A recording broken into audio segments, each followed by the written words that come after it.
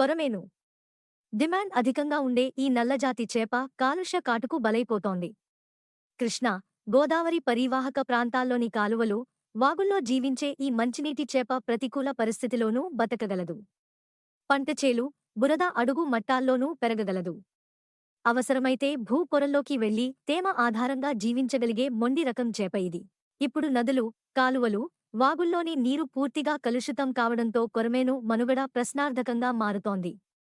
ప్రాంతాలను బట్టి బొమ్మె, మట్టగిడస, పూమేను, మట్టమేను, బురద మట్ట అనే పేర్లతో పిలిచే ఈ చేపను తెలంగాణ ప్రభుత్వం రాష్ట్ర చేపగా గుర్తించింది. పోషకాలు అధికంగా ఉండే ఈ చేప సంరక్షణకు తాజాగా మంచిర్యాల జిల్లా ఎల్లంపల్లి జలాశయం వద్ద కేంద్ర ప్రభుత్వ సహకారంతో 15 కోట్ల రూపాయలతో ప్రత్యేక సంరక్షణ కేంద్రాన్ని ఏర్పాటు చేయాలని నిర్ణయించింది. దీనికి తోడు చాలా చోట్ల రైతులు మంచినీటి చెరువుల్లోనూ కొరమేను సాగు చేపడుతున్నారు.